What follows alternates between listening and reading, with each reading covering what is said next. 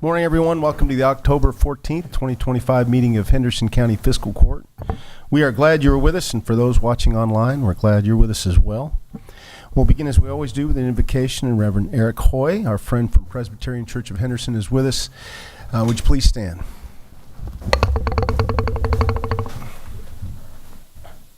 Let us pray together. Holy and loving God, we stand before you thankful because of your abundant provisions and blessings upon our life and this county.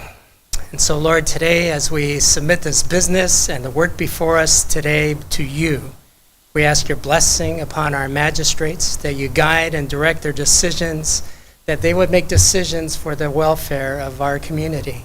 We thank you for their leadership, and we pray your blessing upon them. And Lord, sometimes they make decisions that are hard for us to accept, and we just pray that you continue to give them perseverance and wisdom on how to administrate that. Thank you for this day and this business before us, and we ask for your blessing upon it. In Jesus' name, amen. Amen. Please join me for the Pledge of Allegiance. I pledge allegiance to the flag of the United States of America and to the republic for which it stands, one nation, under God, indivisible, with liberty and justice for all. Madam Clerk, would you please call the roll? Sure. Magistrate Starks. Here. Magistrate Berry. Here. Magistrate Southard. Here. Magistrate Tompkins. Yes, ma'am. And Magistrate Putman. Here. Gentlemen, you have in your packet the minutes of the September 23rd, 2025 Fiscal Court meeting. After a peer review, I'll entertain a motion to approve those. So moved. Second. We have a motion and a second. Any other corrections, clarifications, or additions? Hearing none, all those in favor say aye. Aye. Any opposed? Busy agenda today, and we'll start off with one of our favorite things. The Judge's Scholar and Ms. Collins Smith from Bengate Elementary School is with us. I'll ask her to meet me right up here.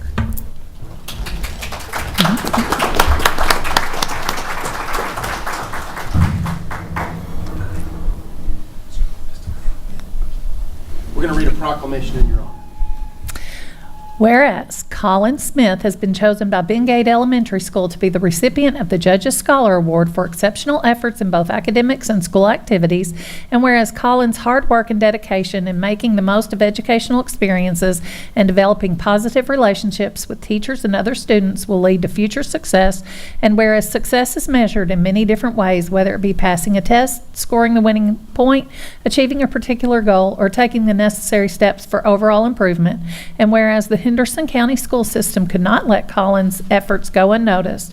And whereas Henderson County Fiscal Court supports the school system and acknowledges these accomplishments as being significant because students such as Collins will be our future leaders. And now, therefore, I, Brad Schneider, County Judge Executive of Henderson, join with the Henderson County Fiscal Court to proclaim October 14, 2025 as Colin Smith Day in Henderson County, Kentucky, and ask family, friends, and admirers to join with me and Henderson County Fiscal Court in wishing this young student a hearty congratulations.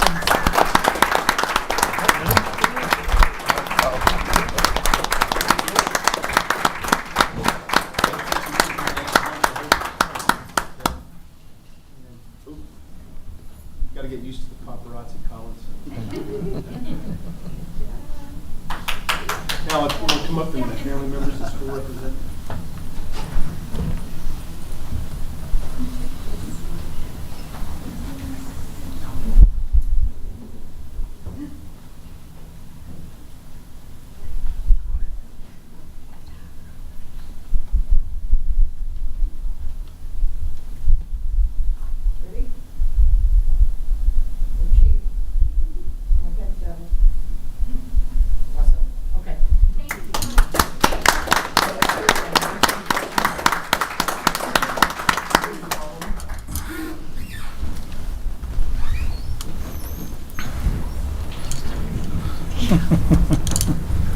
I was never that way.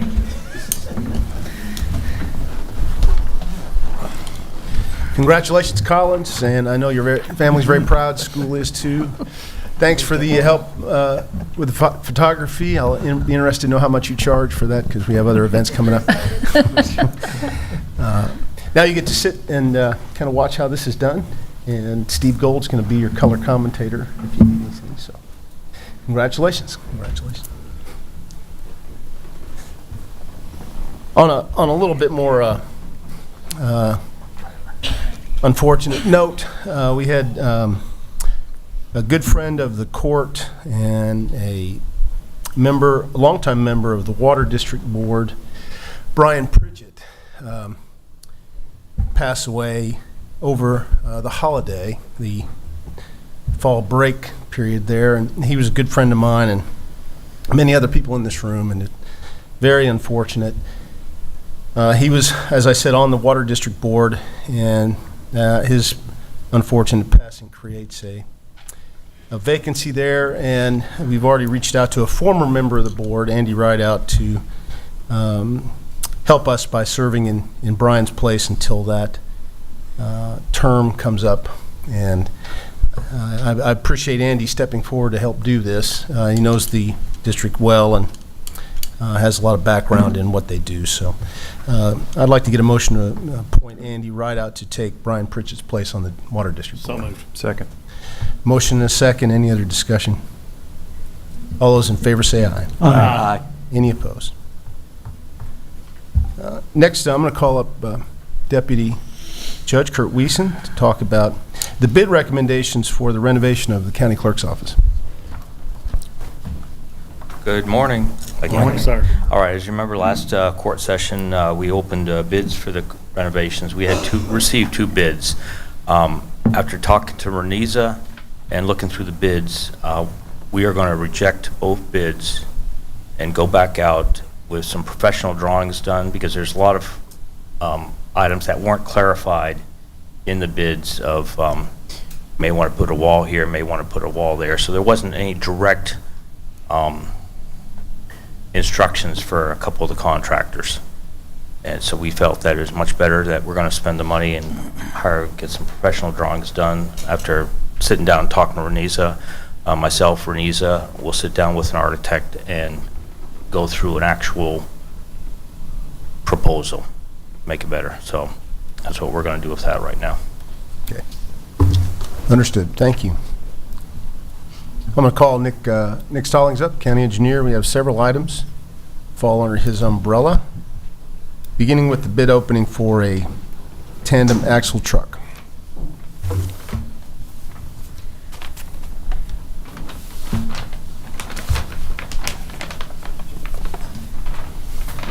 Quite a few. There's some. My goodness. I think these are all yours. Steve reminded me we might have to take a quick vote to reject the bids that were turned in, so I'll entertain a motion to approve that for the renovation of Renisa's office. Motion and a second. All those in favor say aye. Aye. Any opposed? Okay. All right, the moment y'all been waiting for. Just feel it in y'all's. I noticed the return of the bid opening machete. No, this is a little machete. All right, first bid we have is Vomac, and it is faux.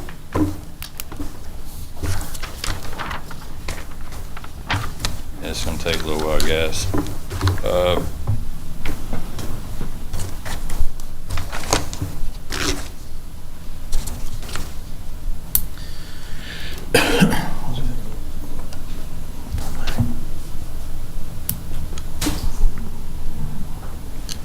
This is $284,500. Anticipated delivery is June or July of 2026 for that truck. There's a lot here, so I'm gonna have to take this in advisement and come back next court with the recommendation. This isn't anything that's that simple, with different brands and different models and different amenities. The other one we have is, wait a second. Same one, all right. Double the same one.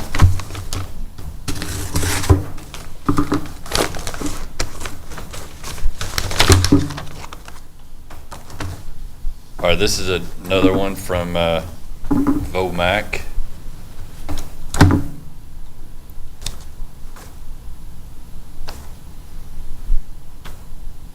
So I take it that their Vomac is pricing like a Mac and then other brands? Yes, this one is, That's exactly what what's the difference? Which truck? that's probably,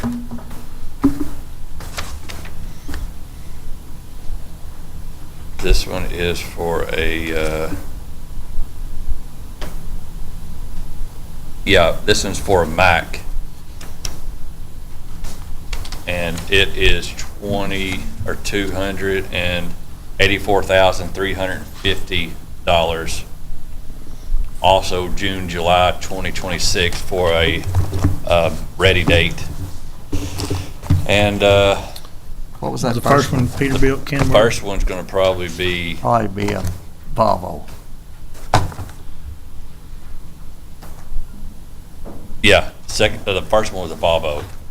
So Volvo was at 284,500.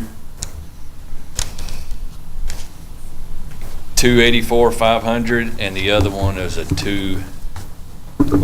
was a Volvo, and the other one was a Mac, and it was at, 284,350.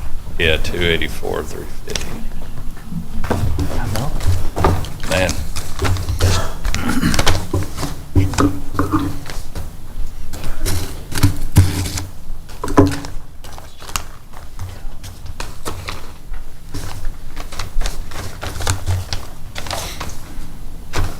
Our next bid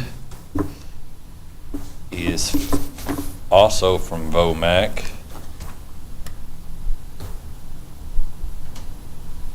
And this is for, the other one's for leaf spring suspension. This is for spring ride suspension in lieu of the air ride. It's $262,375.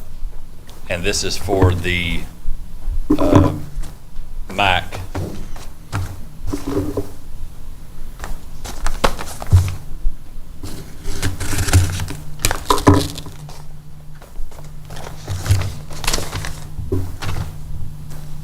And this is for the Volvo.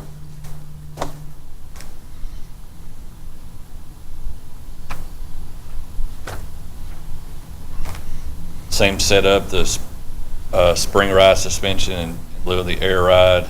It's $260,925, and that is for the Volvo. And what company was that from? What's that? What company, what dealer? That's from Vomac. So the first four were Vomac. The way the bids were set up is they could have done, supplied different bids, different prices for different construction of the vehicle. So that's why it's going to take a little bit to go through the actual bids. So that way I can kind of compare apples to apples.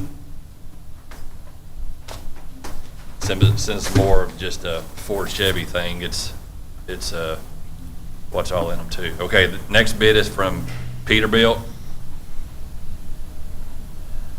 All right.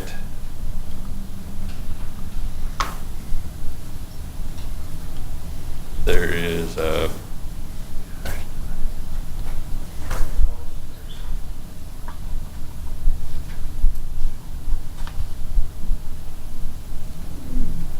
right, so they got, they have $260,060 for the price.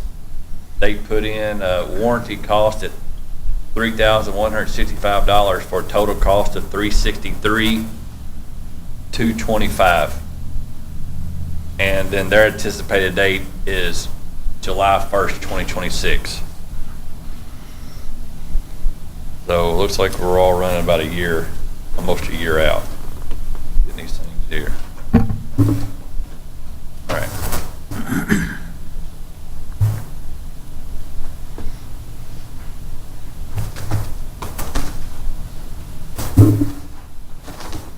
Next one is from Truck Centers. That's the Peterbilt out of Louisville. This one's the Truck Centers out of Evansville.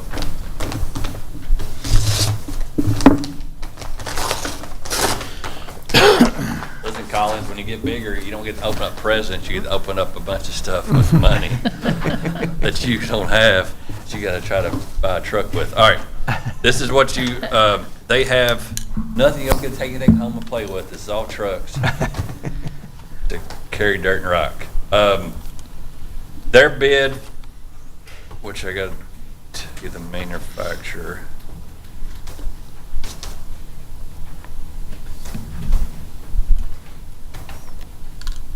Freightliner. All right. They bid at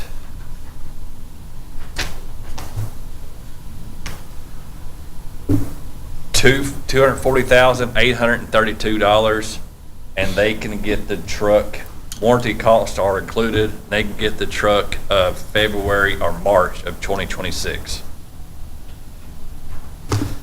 So there's that. So, Nick, with the warranty, what's that, what's the length of term on those? Because I noticed, for $100,000, I would think it'd be pretty significant for the Peterbilt.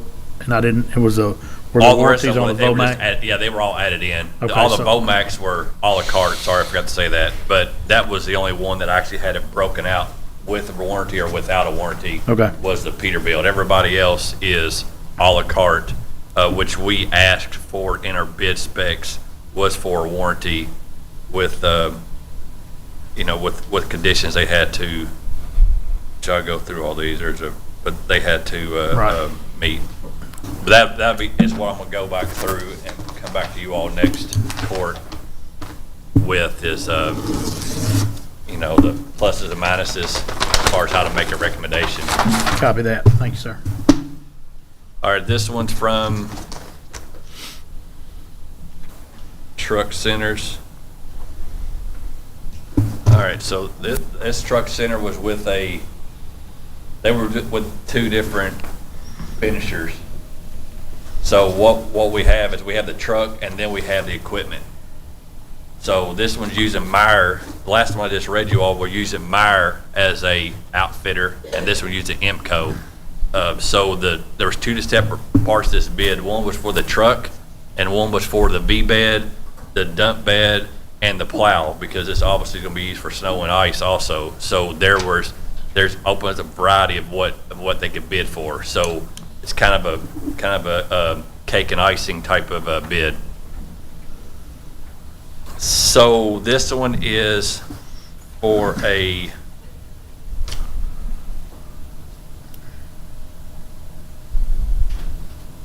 same truck, but it is using IMCO as an outfitter, and they have $192,692.32. That is also warranty included. Their anticipated delivery date is February, March of 2026.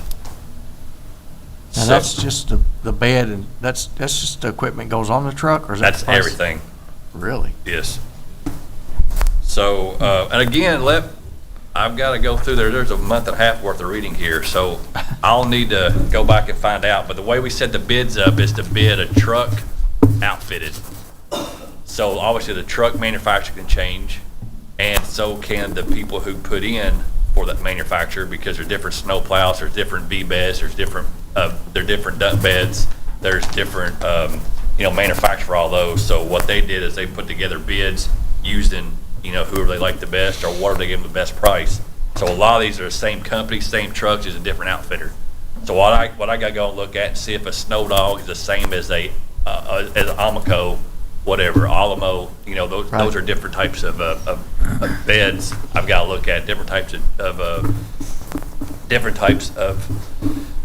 snow plows I've got to look at, V-beds, how the V-bed spreaders, what they look like, how do they vary compared to everything. So we're just not comparing cheapest, we're comparing to the best use for the county. Right. So what's the average lifespan for our dump trucks? The two we have right now, I think, are like around a 2009, 2010 timeframe, and they've got around 230,000 miles. The other one's got like 240. So 15 years. yeah, I mean, but they're used, and they're still not dead. You just got to be. But this is the way these are set up. Since it's so much of an expensive item, I had to set my budget up for so many years. Well, this is what's new on the date. We've already replaced our backhoe, replaced some grade olive, replaced other equipment we needed. So now a tandem, obviously getting twice the amount of loading, payload as we can with a single axle, and being expensive, we had to kind of work that into the budget, and this was the year to do it. So I could say the other two could still run, but if we have a catastrophic failure, the transmission goes out, we're 35, 40,000 up against that truck, knowing how old it is, what kind of mileage we have in it. Is it worth replacing, or is it keeping this new one and then surplusing the old one? So I just didn't want to be caught with pants down and not have a truck ready to go. Right. So we are looking at surplusing the ones we have now. If they show signs of needing to be, we have one that's definitely to be surplus. It's been held on, but the other one we have, we use it every day. It's not that much of an issue. It's just there's so much needed during snow and ice because of how far our travel times is to the east part of the county, the west part of the county. Right. That we have to have that amount of payload for the salt to take out there, and the size of the truck to go down some of these up and down some of these county roads. You just can't get down some of these roads with a single axle as far as your weight and your maneuverability. So we need those, and if we got caught with lumber trucks going down, that would have been in bad shape. So. Right. But yeah, it's definitely in tune to surplus. Okay. Thank you. Nick, I noticed, several of those won't be delivered probably until next fiscal year. Yes. And I'm sure you'll take that into account. Yep. We'll do what we need to do. But I get it. Yeah. It struck me. Yeah, and I didn't know. I knew COVID time was a little bit of a problem, and it's gotten better. For a lot of the trucks that we bought, they're 4 or 5 months out, but yeah, that's kind of unfortunate. But I'll do what we got to do. So Okay. You'll bring us back a recommendation. And absolutely. I'll keep you up there, and we'll go on to the next item. The restroom project at Sandy Watkins Park has been completed. Well, actually, we got the discontinuance, right? Yeah, let's go ahead with the restroom, and we'll go back to All right, let's get this knocked out. All right, if you all have been out to the park or have been out to the park, this is that building that's available for rent for any patron of Henderson County. They can rent this as a meeting space. It's got a kitchen, full kitchen. They can rent it for any type of activities they want out there. The problem that we were missing was bathrooms. So that's what I'm here to talk to you about, the new addition that just happened, which is new bathrooms. So as you can see on the left side, that's where the bathrooms are at now. They were porta-johns out there everywhere, which in the middle of the winter or the middle of summer is not a fun friend. So what we did is, here's some construction that we did. We did it simply on the side of the building. We used, a concrete slab. We did the masonry unit walls. We did a trusses for the construction. We were able to utilize the heating and cooling from the building. So now these bathrooms are heated and cooled year round. They're not winterized. A lot of our bathrooms in some of our parks are winterized over the winter because we don't have utilities to keep them heated, to keep them cooled. For somebody who may not use them very often in the winter, we've got to winterize them so nothing freezes. This one we're able to utilize the heat and the cool from the building itself that is maintained conditioned space year round. We got to pull the water from them and also the electric. As you can see on the right picture, we matched the color of the metal, the same streamline opening for the covered area. So now the weather is not going to be an issue. Going from where? But on the far right, there's a white door. That is the kitchen access to the building that you rent. So when you rent the building, an addition now is having standing bathrooms Also, if you're a patron of the park, all you gotta do is walk up there and use the bathroom. You don't have to rent to get the bathrooms. They're open for everybody. They're open from 7 in the morning to 11 at night. They got electronic locks to that's part of what we had to do for our grant that we received to build these bathrooms. So we got to set up an electronic lock. Don't be alarmed if you're in there after 11 o'clock. It will lock, but there's a emergency button to get out, so you're not stuck there until the next day. I know that's a concern for a lot of people, but they're not stuck. Yeah, it does. All right, so I got a story behind that. All right, we never get to open anything. We never get ribbon cut anything. We don't get to cut anything with golden shovels. But how do you christen a bathroom? The Niagara flush, right? So now we can say that it's open for your business. All right. And then added to that, we're taking new clients. All right. And we also have no reservation needed. First come, first serve. And I could go longer, but it's a long course, so I'll stop there. It looks good. I think it's a great addition to that facility, and it's already a busy place during summer and spring. So good work, and I know that took a long time to get settled. And remind me, the grant we got, does it include a second bathroom somewhere? It didn't, because that one ran through all the money. Yeah. The requirements on that grant was federal, and it was Davis-Bacon Act, so you had to use a bonded company, so it had to be a certain tiered company to bid it. They're not going to bid small things, right? And then you had to use prevailing wages on the labor. You had to use in places, some of them you had to use actual name escaped me, unions. So that is what added the cost. So it kind of bumped the cost up more than. So just to illustrate that, how much did it cost? It was $267. That's a $267,000 bathroom. Yeah. And averaging that with what could possibly have been done with not having to have those requirements. I mean, it may have, we may have done it for, we got number 160, 150, 170. So again, that's a challenge of the federal government. Yeah, it is. But you don't ever want to turn away free money. But that's, they always come with loopholes, right? Yeah. So on the road discontinuance. Yes. All right. This again is going back to Reed Bluff City.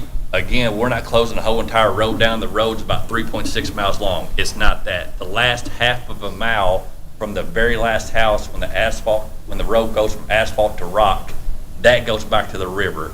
The owners of the farm owners and the property owners coming up to there would like to have that road closed because of a lot of illicit activity going on beyond that rock. There's nothing back there but farms. The property owners came up and said, "Hey, we'd like to put a gate up.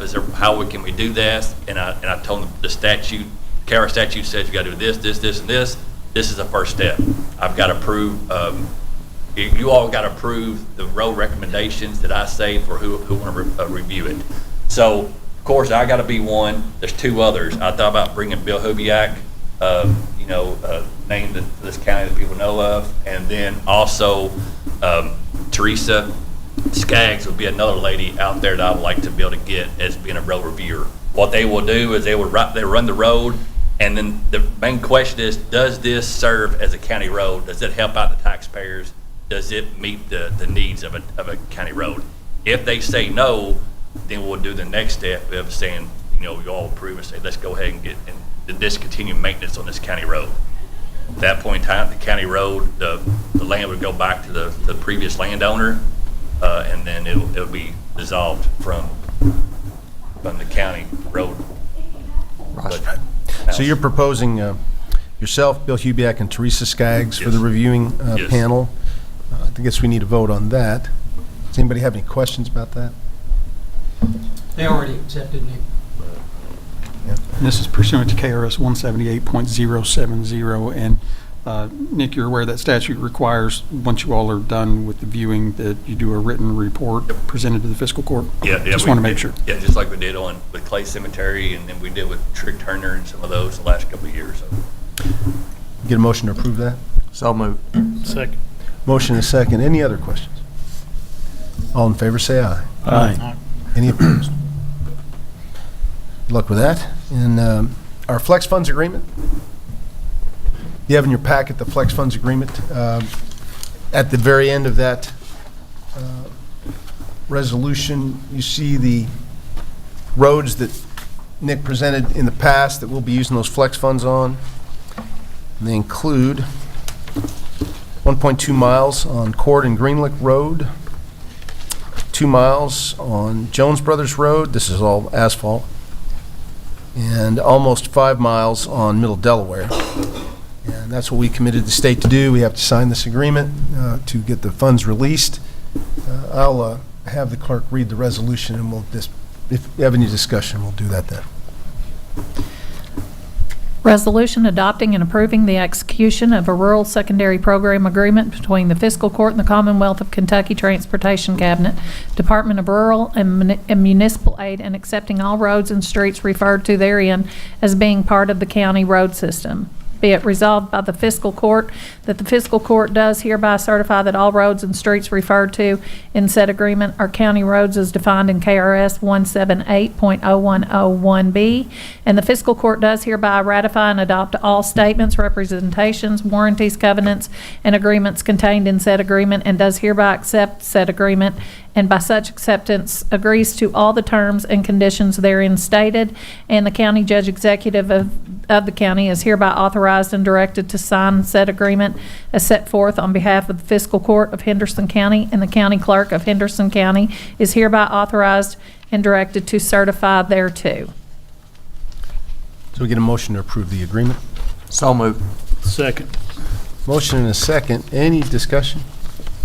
This is in addition to the money we budgeted for asphalting out of the road fund.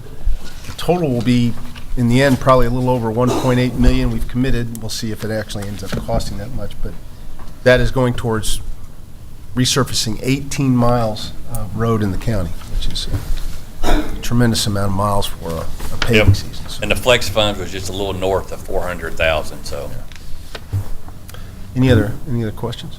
So we're not only resurfacing, we're actually changing some gravel to blacktop. As we have done the last several years, which is great development. Yeah. So we have a motion and a second. All those in favor say aye. Aye. Any opposed? Next is the Safe Streets Grant Agreement. All right, I know this is, got the award back last year around this time, but, with the change in administration, the hold off, the change in the way the grants went, a little bit of a shutdown deal. There's a lot of things that had to change with this grant. The bones of it was the same.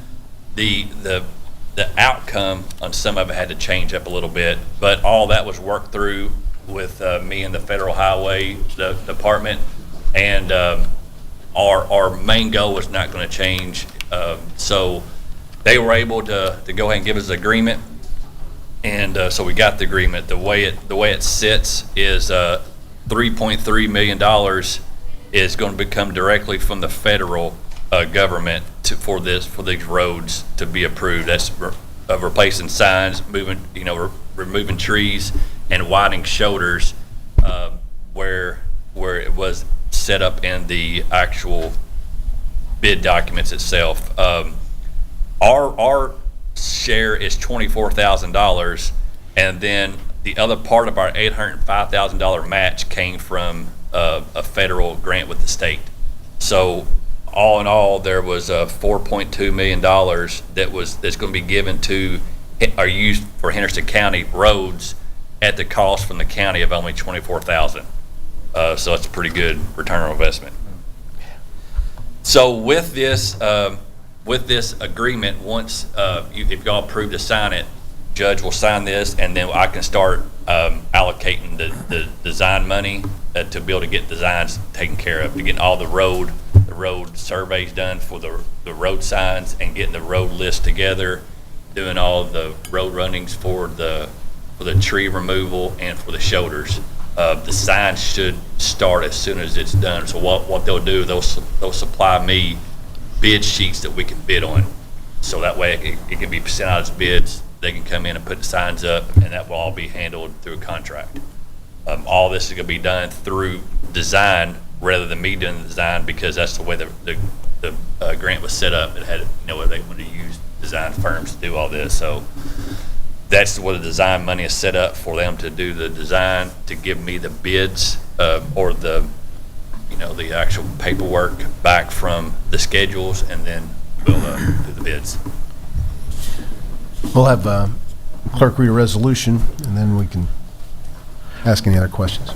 Resolution authorizing Henderson County Judge Executive to execute the attached Safe Streets and Roads for All grant funding agreement with the U.S. Department of Transportation. Whereas the U.S. Department of Transportation operates the Fiscal Court 2024 Safe Streets and Roads for All grant program, which allows Henderson County to receive grant funding to fund a project entitled Drive to Zero to build cost-effective safety measures to address high-traffic, heavily rural agricultural areas of Henderson County, subject to the terms and conditions set forth in the attached agreement herein, the project. And whereas the Henderson County engineer successfully applied for said grant funding from the U.S. Department of Transportation, whereas the U.S. Department of Transportation has submitted a grant funding agreement attached hereto, which sets forth the terms and conditions of the project to be completed for the roads in Henderson County, including the sources for a total amount of $4,147,090 in grant funding hereinafter agreement. And whereas the Henderson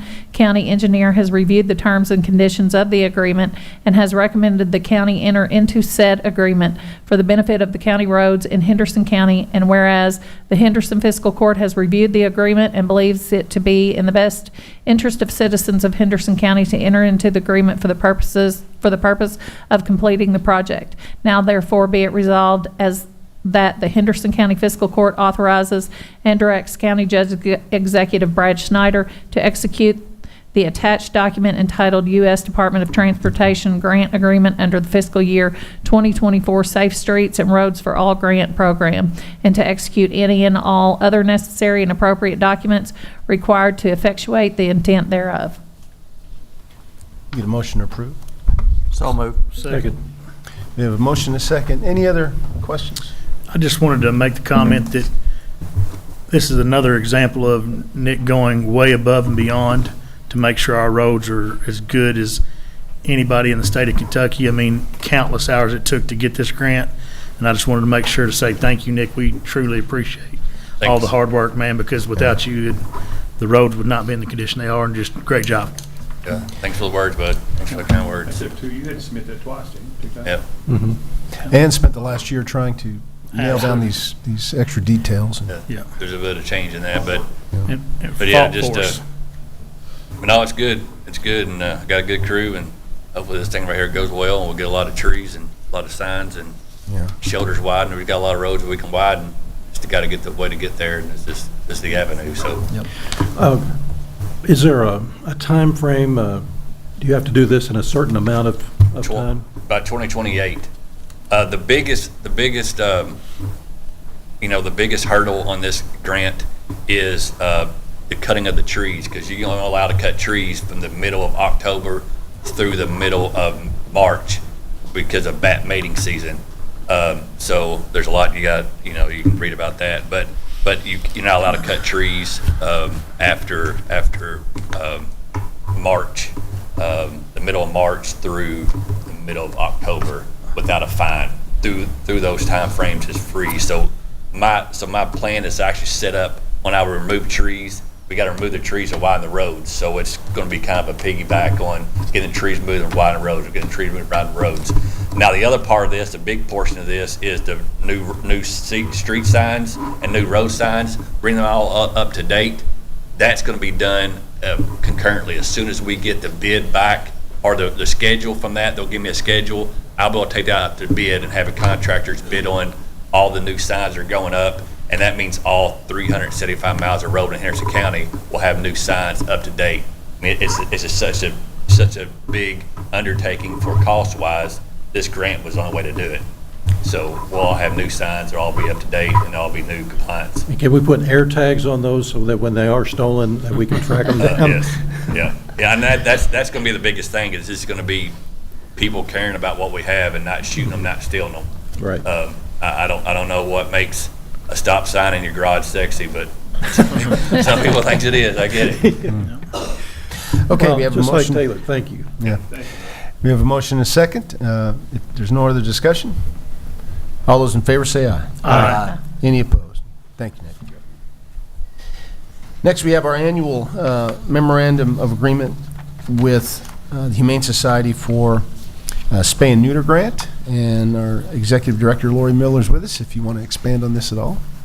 Yeah, so this grant would provide, golly, it doesn't say in here, it's $2,000 for spay neuter for cats in our community and area. So this would be made available for families, low-income individuals that aren't able to afford this procedure. So we're hoping the impact will help a lot on the cat population that some of you may have noticed in the county. How much is the grant? 2,000. 2,000. How many cats will that do? I did not do the math, as we use several different vets. We go to Butler County, that's $35 for a spay.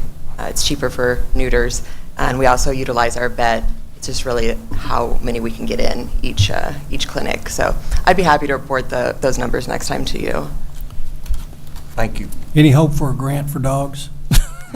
Well, as much as I would love to look into that, cats are a main priority right now. There's just I understand. relentlessly overbreeding, and yeah, it's become a problem. So Has been for a while. it has been, and really spay neuter is the only solution.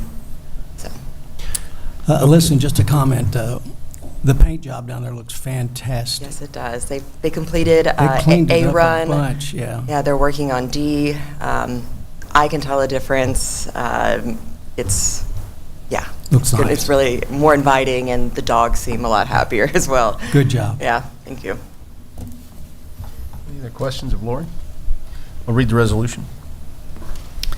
Resolution authorizing acceptance of Kentucky Department of Agriculture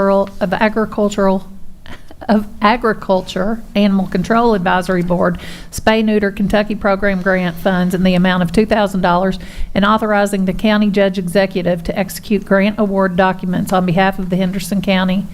Whereas the Kentucky Department of Agricultural Animal Control Advisory Board has grants available in Spay Neuter Kentucky program, and whereas the Humane Society of Henderson County has been awarded in grant funds to be used for its Spay Neuter program in the amount of $2,000.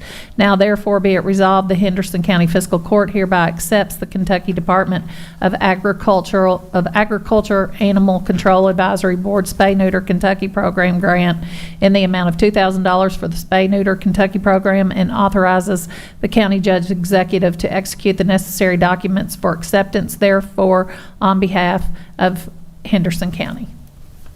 Can we get a motion to approve? So move. We have a motion and a second. Any other discussions or questions? All those in favor say aye. Aye. Any opposed? Good luck. We'll get that Excellent. Thank to you you. as quickly as possible. Gentlemen, you have in your packet a list of surplus items in the sheriff's office that Sheriff Stoffer would like to declare surplus so we can get it on the auction block. Any questions about that? List of just a few items. And if it pleases the court, we can just read the summary on this resolution. Please do. Yes. Thank you. A resolution declaring certain county property to be surplus and providing for the disposition thereof. And again, it's a computer, a couple vehicles, and some gun holsters. So, any other questions?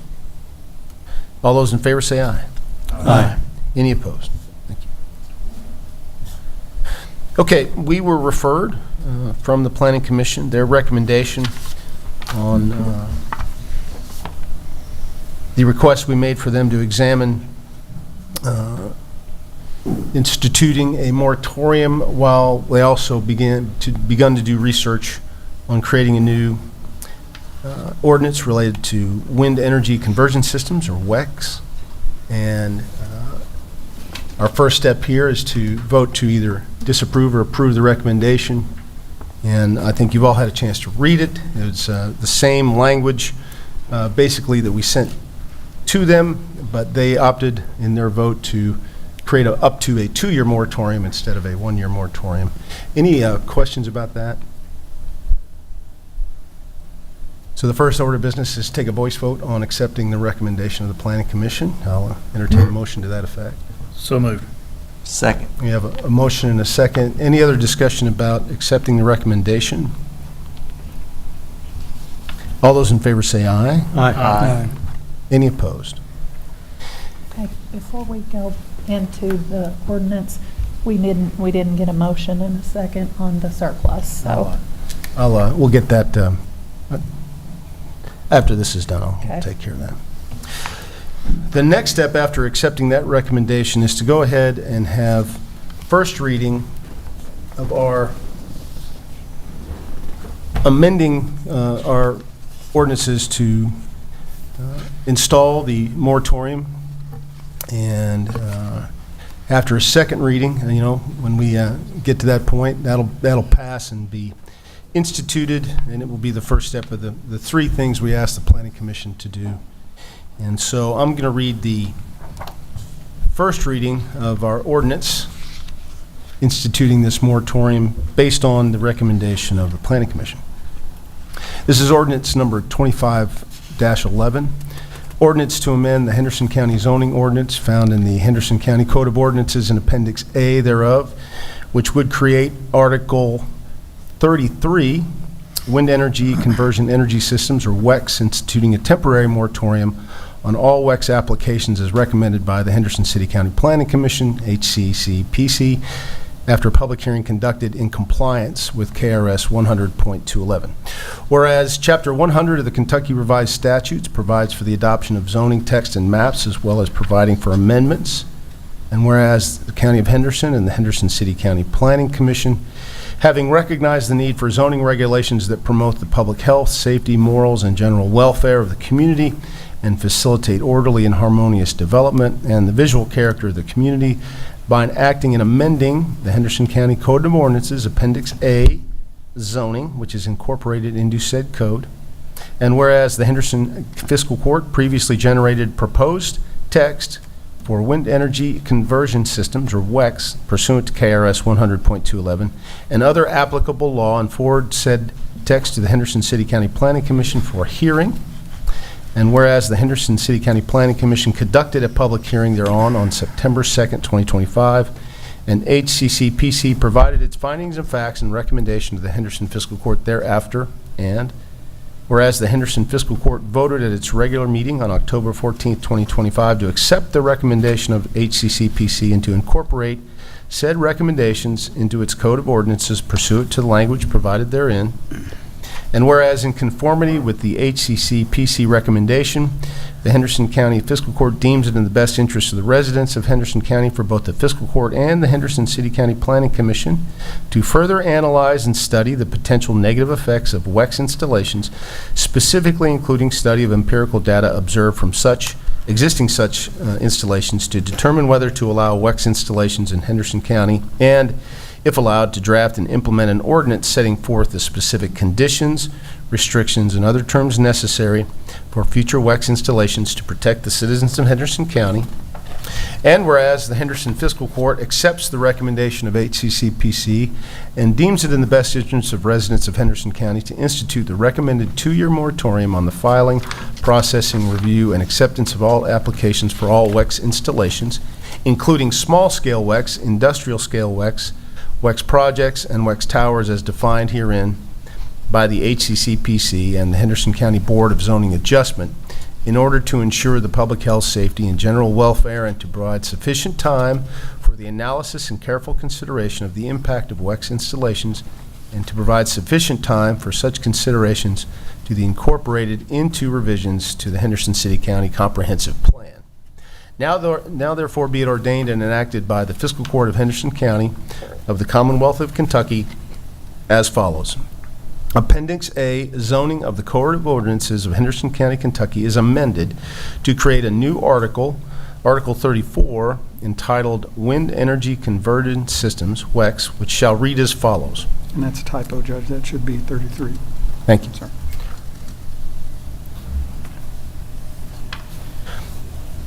Definitions. 1, WEX, all necessary devices that together convert wind energy into electricity and deliver that electricity to utilities transmission lines, including but not limited to the rotor, nacelle, generator, WEX tower, electrical components, WEX foundation, transformer, electrical cabling from the WEX tower, substation, operational meteorological towers, communications facilities, and other required facilities and equipment as related to the WEX project.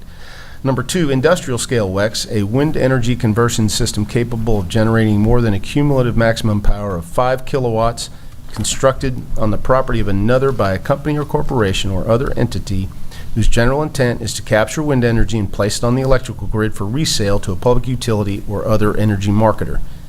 Number 3, small scale WEX, a wind energy conversion system designed to provide power to a home or other local site for use by the owner whose total height does not exceed 50 feet, with a generating capacity not to exceed a cumulative maximum power of 5 kilowatts and shall not entail net metering capability. Number 4, WEX project, a collection of multiple WEX as specified in the application for development plan approval and/or improvement location permit. Number 5, a WEX tower, the support structure to which the nacelle, wind turbine, and rotor are attached, but may be used in the context of the tower, nacelle, turbine, and rotor collectively. 33.02, moratorium. The remainder of this zoning ordinance and all other ordinance notwithstanding, there is hereby imposed a moratorium on the filing, processing, review, and acceptance by the Henderson Fiscal Court, the Henderson City County Planning Commission, the Henderson County Board of Zoning Adjustment, the Henderson County Codes Administrator, or any other department, subdivision, agency, board, or commission of Henderson County government of any and all applications for rezoning, conditional use permits, building permits, or other types of applications for both small-scale WEX and industrial-scale WEX, and all other WEX projects, WEX towers, and WEX installations.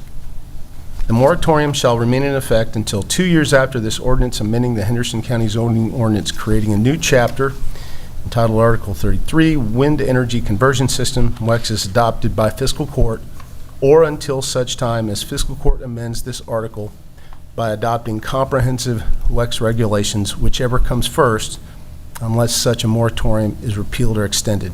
And I'd like to read that again so everybody understands. The moratorium shall remain in effect until 2 years after this ordinance amending the Henderson County zoning ordinance, creating a new chapter, Article 33, Wind Energy Conversion Systems, is adopted by the Fiscal Court, or until such time as Fiscal Court amends this article by adopting comprehensive WEX regulations, whichever comes first, unless such moratorium is repealed or extended. Number 2, all or parts of ordinances in conflict herein are repealed to the extent of such conflict. The provisions of this ordinance are severable, and in any provisions, if any provisions or part thereof shall be held invalid or unconstitutional or inapplicable to any person or circumstance, such invalidity, unconstitutionality, or inapplicability shall not affect or impair the remaining provisions of this ordinance. The ordinance shall become effective upon its passage and advertisement according to law. Any questions? And we'll call the roll. We'll make a motion in a second, please. So moved. We have a motion in a second, and we will call the roll. Magistrate Starks? Yes. Aye. Magistrate Barry? Aye. Magistrate Southard? Aye. Magistrate Tompkins? Aye. And Magistrate Putman. Aye. And I'll vote aye for the record. Now, just because of where we are in this process, we won't be taking any comments during Good of the County on this issue. We have to be very careful about how we go about not breaking rules about new testimony. So we won't be taking any comments about this issue during Good of the County. Judge, to that end, you do need to set a second reading. Would that be for the next meeting on October 28th? We'll go ahead and set a second reading for October 28th. We have certain requirements we have to make sure we do as far as publishing and things like that. To the best of our ability, we'll make it October 28th. And so, moving on.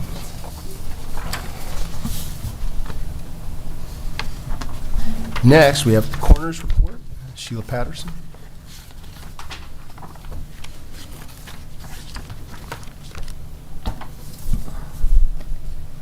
Good morning. Good morning.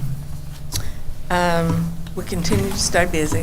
I got deputies out for an accident this morning. We are running more cremations for non-coroner cases than we are for our own actual cases that we work. But we are also about 12 cases ahead of what we had this time last year. So every year seems to be a little bit busier. Any questions about the report that you have a copy of? No, you folks may or may not know about the accident this morning. 2 employees of Moss Contracting who are working on one of the solar farms made an ill-fated attempt to beat a train and on a rural road. I think it was There's a father and son there on Busby Station. Crossing. Busby Station, yeah, and did not make it. They were hit by the train and they both died.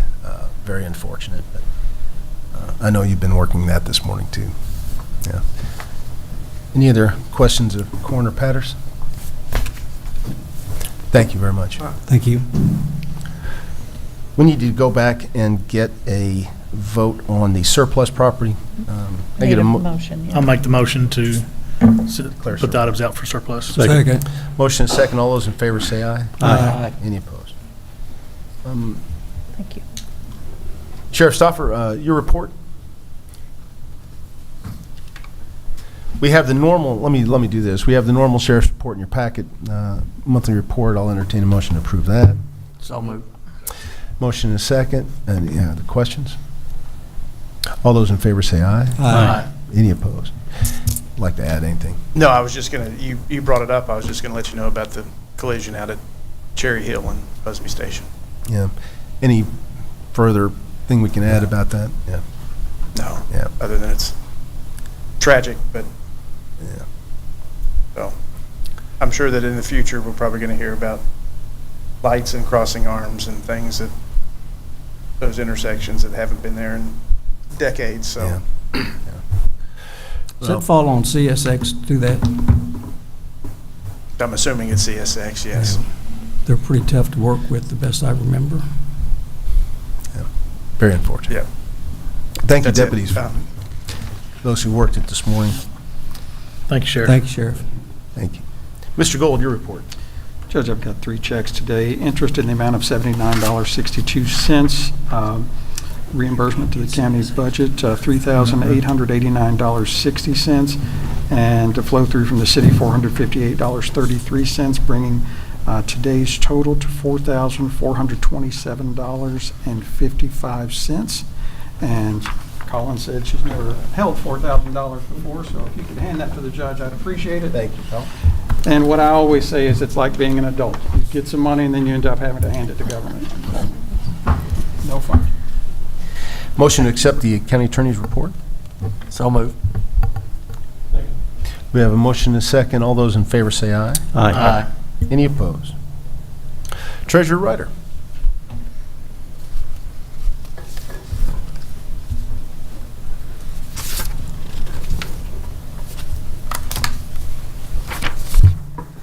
I have one transfer, and it is as presented, and it is redistributing appropriations within the existing budget. Any questions about transfers? Move to approve. Second. May have a motion and a second. Any other discussion? All those in favor say aye. Aye. Any opposed? I have claims from the road fund to Compass Minerals, $2,399.04. This is for salt and is to come from the salt appropriation line. From the jail fund to Advanced Document Solutions, $782.02. This is for copier leases and is to come from the data processing equipment appropriation line. To U.S. Bank, which is the credit card, $4,850.61. The majority of this is from the prisoners' transport and equipment repairs and maintenance appropriation lines. From the LGEA fund to Simple Cremations, Evansville, $1,295. This is for services and is to come from the pauper burials appropriation line. There has been a reimbursement received for this from the city of Henderson. Move to pay the claims. Second. We have a motion and a second. Any other questions? All those in favor say aye. Aye. Any opposed? Thank you. Before we move to go to the county, we do have one more resolution. As many of you know, the county is self-insured. When it comes to our health insurance, we basically run a $3.1 million insurance company here for our employees that includes both health coverage and benefits. And part of that is we contract with various entities to help us run that correctly. And the resolution and agreement you have in front of you, gentlemen, in your packet is with a company that goes by Loomlight, which helps us make sure we stay on the right side of all federal and state regulations as it comes to providing those benefits. And I'll ask our HR director, Angela Comer, to add to that. Okay, so every year we are required to send out a notice for Part D for any of our employees who are 65 or older. And Part D is their prescription coverage through insurance. So any one of those who are still on our coverage as opposed to being on Medicare, we have to let them know that our coverage is creditable and that it is as good as or better than what they would have if they were on Medicare Part D, if they had Medicare Part D. And we've always, in the past, just looked at that. It appears to be creditable. It appears to be as good as or better. But regulations have come back and said it's not as easy as that. If you're looking at copays and things like that, you have to be very, very sure. So our broker from Hub recommended that we let this company, Loomlight, do our testing so that we aren't given big fines because we're not doing it correctly. So. And the cost of this service is only $850 a year. It just reviews our processes and makes sure that we can hold out to regulators that we are doing it correctly. So, but I need a motion to approve that agreement. So moved. And do we have a resolution for We that? do. I think I've described it, but yeah, why don't you go ahead and read the whole resolution, please.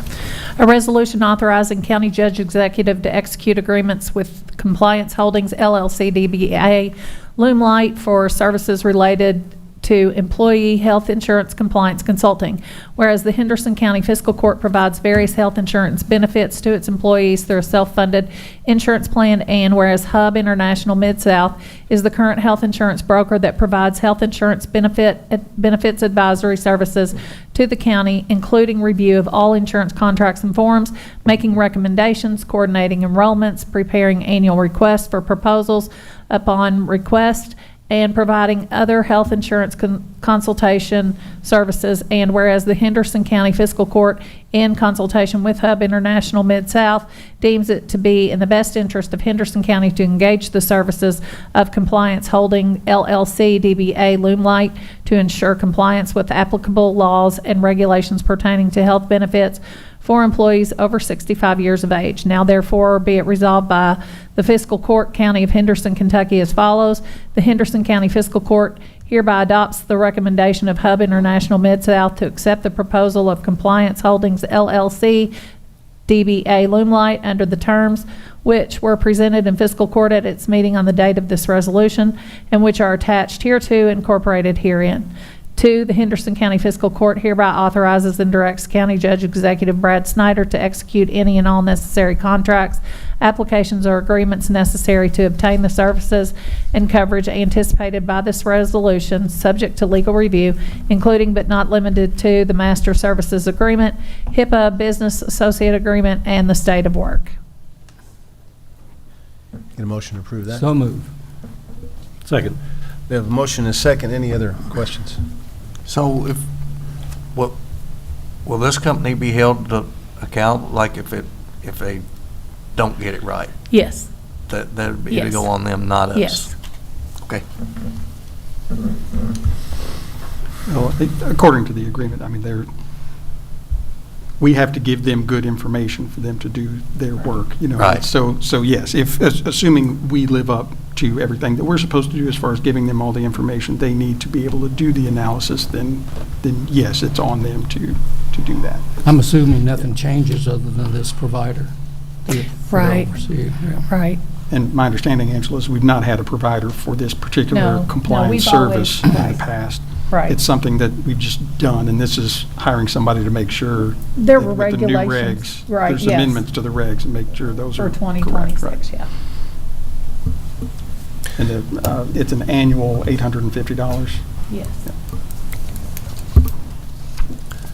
Okay, we have a motion and a second. All those in favor say aye. Aye. Any opposed? Thank you. Okay, with that, I'll ask anybody who'd like to say anything for good of the county and come up to the podium.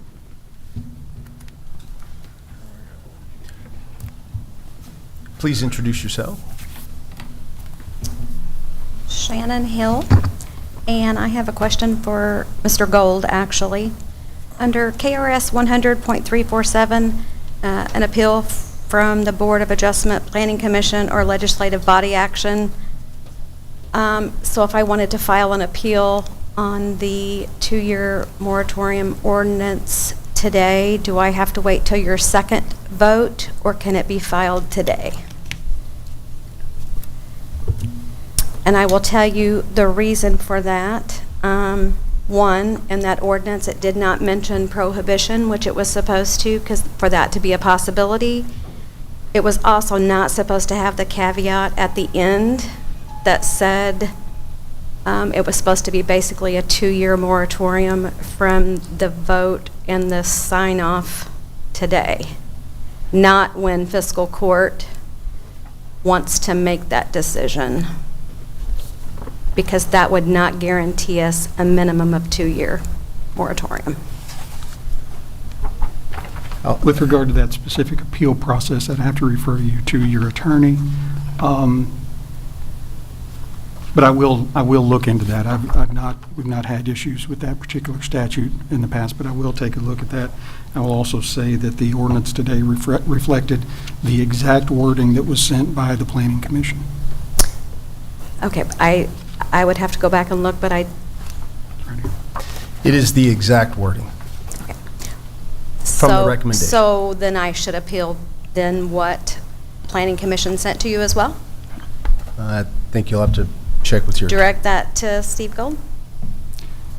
I can't give you private legal Well, advice. I mean, I'm on a 30-day timeline, so whatever I do, I have to do within 30 And days. like I said, I will take a look at that statute and see if it applies it's to that KRS type of decision. 100.347. 100.347, yes.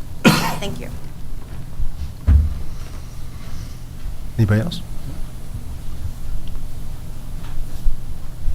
Rebecca Wood, 12915 US 41 alternate, Henderson, Kentucky, and I do swear to tell the truth, the whole truth, and nothing but the truth. I'm here because we are under a 2-year moratorium for the solar at this time, and we have had it reported in our county that we've had 2 catastrophic events. One was over 4,000 panels that were damaged, and the other one was an inverter fire.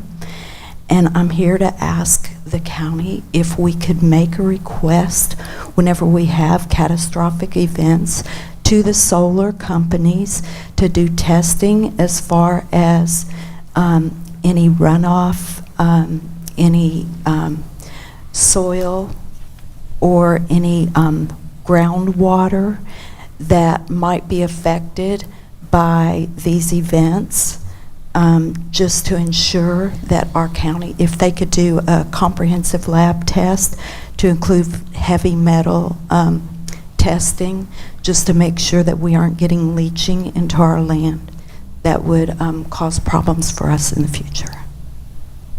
So if you could, move on my request that that be done, that you could ask those companies to provide that information during our 2-year moratorium. I hear your request.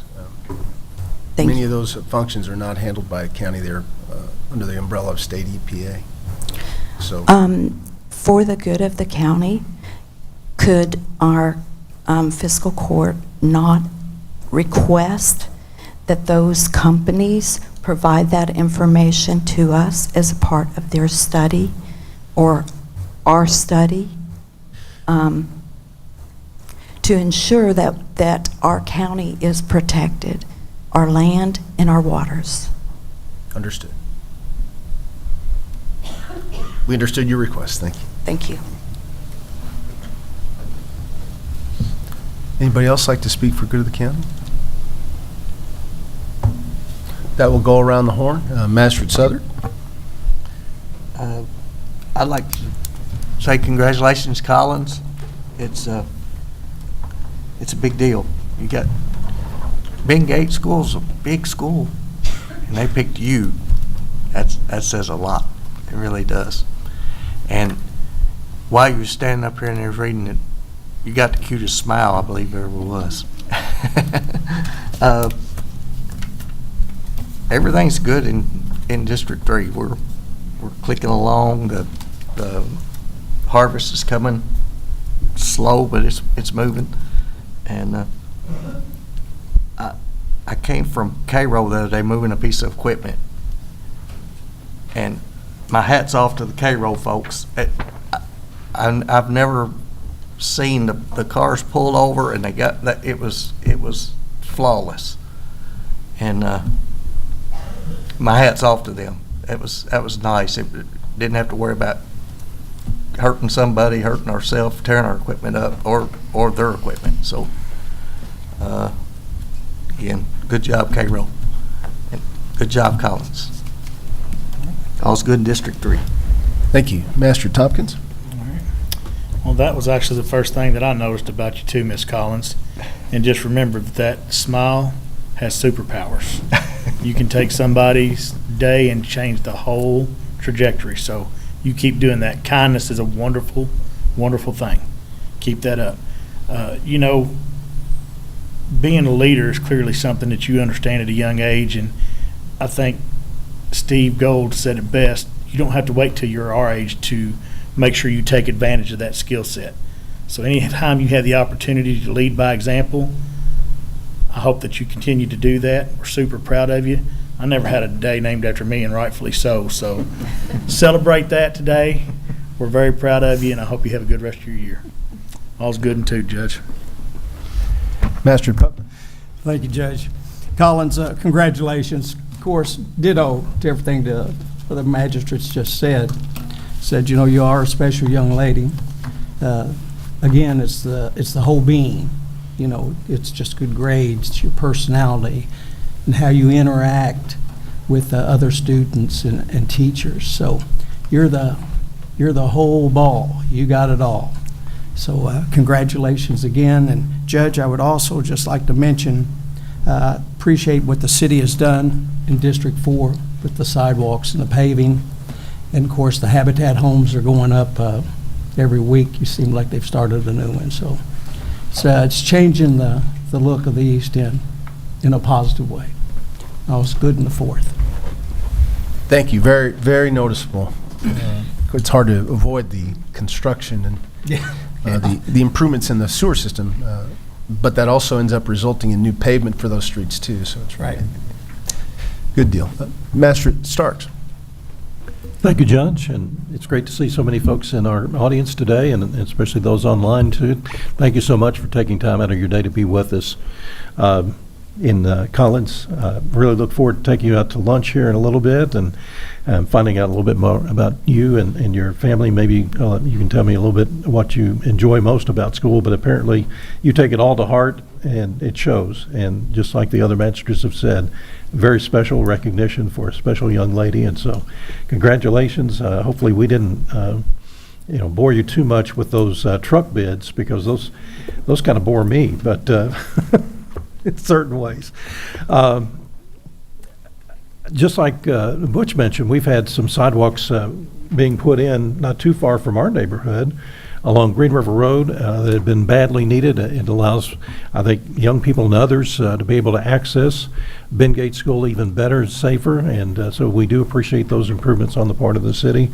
Yeah, it's been a little bit of a hassle at times with construction, but I think it's just about complete, and so I think the end result is going to be much improved. Now, if we could ever get sidewalks down Watson Lane and some other areas that need it, that'd be good too.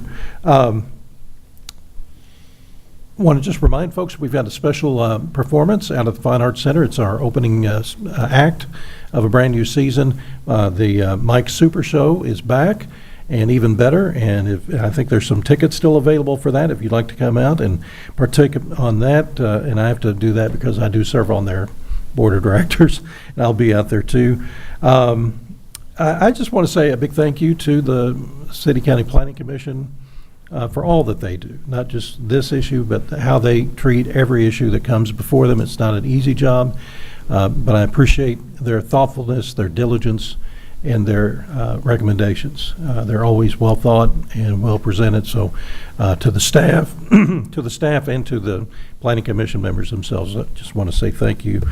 What else? Harvest is in full swing, as Tim mentioned, so just be careful, do be courteous, and that's how we get through this together, is to give proper distance and understand that they're under tight constraints, and again, their equipment is very expensive as well, and so just be safe out there.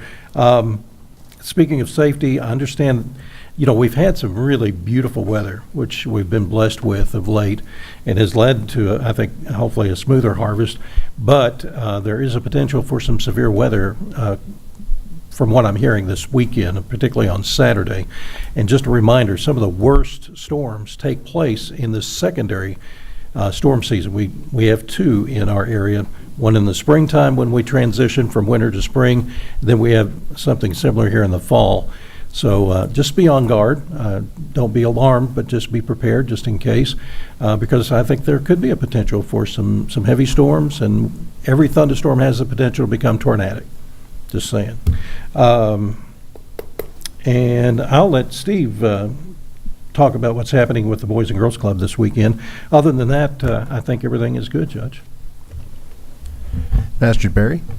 That makes it easy. Everything's covered. Congratulations, Carlos. I know you've heard that a lot, but also, so thank you for the family. Thank everybody for being here. We got attendance today. I got a big question for you guys. Where's lunch? Cracker Barrel. I thought you were going to ask. She made it very easy. Barrel, that's good. Well, you eat a lot of dessert. Make them back. All right. We're glad to have you. You're going to do good things, I know. And that smile, I agree with those two guys on the end over there. That's good. Pretty smile. With that, Judge, I think we're good in District 1. Thank you. Master Gold. Excuse me. Mr. Gold. Well, congratulations, Collins. It is a huge deal. It's a big deal. I know we've said that a lot, and you may not even at your age understand what a big deal it is that we're recognizing you like this, but it is big. And I will say to the family, there's been a whole lot of young people sit next to me, and some have different levels of interest and engagement, let's just say. Collins has been engaged. She's been interested, wanted to know what's going on, things like that. So good job. Look forward to all the great things you're going to do in the future. Do you want to pick up on what Magistrate Stark said? The Boys and Girls Club of Henderson is having their Chef's Giving event this Saturday. And what that is they're having different chefs come in and they prepare 100 samples of different types of food. And people that buy tickets will be able to go around and get different samplings of the food, get all kinds of different things. Last year, was the first year it was done. It was a fantastic event, ton of fun. Being done again this year. If you can't show up, you can donate online to one of the chefs. And yes, my wife and I, particularly my wife, are among the chefs this year. And we will again be making a dessert. She will again be making a dessert, and I will be her helper. But it's a lot of fun, and it's a great way to help build great futures for young people like Collins right here in Henderson County. So just want to bring that up. It's Saturday, October 18th, 2025 at 5:30 p.m. You can go online to the Boys and Girls Club of Henderson and look into tickets. Tickets are cheap. They're only $35. Get your belly full, have a whole lot of fun. On a personal note, I think I mentioned a few times here at Fiscal Court that the last few months have been really difficult for our office because we had a rash of babies. We had a lot of people out on maternity leave, and it was something that we're past most of that right now, and just in the last week we've gotten back up to almost full staff. And I just want to give a shout out to the staff of the county attorney's office, both at our office downstairs and our child support office, who've been short-staffed. Everyone stepped up and did what needed to be done. There's no such thing as that's not my job in our office, and I'm really proud of that. We may have been low staff, but we kept the service that we were providing to the public high, and everybody was doing double duty, picking up work for other people, picking up extra court sessions, whatever that may be. And I'm very proud to be part of a team that is like that and takes public service as, serving the public as the number one goal. And just very proud of that. And personal thanks to First Assistant County Attorney Kyle Evans, who's back there, who did most of the resolutions and ordinances for today while I was out last week. So thank you to Kyle and the entire staff of the County Attorney's Office. Very proud to be a part of that team. Thank you. My compliments as well. Whenever you have one of your primary team members out, I know it not only adds to the work, it seems to double the work. It just always seems to work out that way. But so thank you for help keeping us on track, even during vacation seasons. Collins, congratulations. Awesome. I'm jealous that you're going to Cracker Barrel. But I know your parents and family and school are proud, and good reason to be. And again, Ben Gates not a small school, and for them to look across the entire student body and pick you is a really big deal. And this date will forever be Collins Day. So congratulations, and we're glad to have you. And she did a great job back here. She was very attentive, and it was a kind of a wide-ranging series of items on our agenda, including the always fun bid openings. That can be a little tedious, but got to be done. And as Steve often says, some of this work is boring, but it's still important. And when you're, for instance, buying a $200,000 and potentially $60,000 truck, we have to pay attention, even though it's not the sexiest thing. But congratulations again, and good job. I want to reiterate something about the process of the wind turbine issue, and remembering that Fiscal Court asked Planning Commission to do basically develop a wind turbine ordinance regulating such systems in our county. To do that, we needed three things. We asked the Planning Commission to consider a recommendation on a moratorium that would halt applications until the process of creating the ordinance was done. And that's what we voted on today, first reading, based on the Planning Commission's recommendation back to us.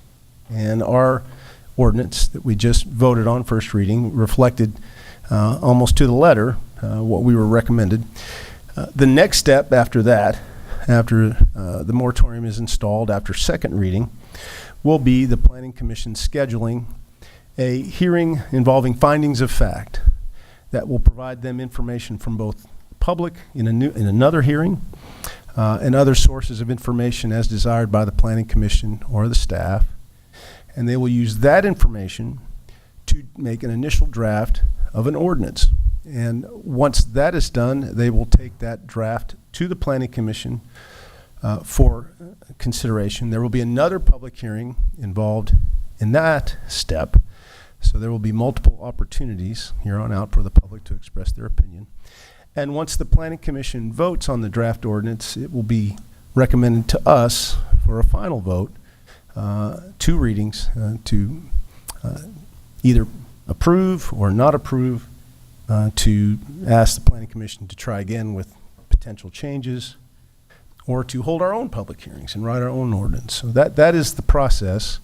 The ordinance we had first reading of today is merely about the moratorium and not about anything else yet. We do not have a comprehensive wind turbine ordinance yet. That is going to be the end of the process of the Planning Commission. So just to be clear, and after we have second reading, I suspect that we will be hearing soon from the Planning Commission on how they want to handle the next step.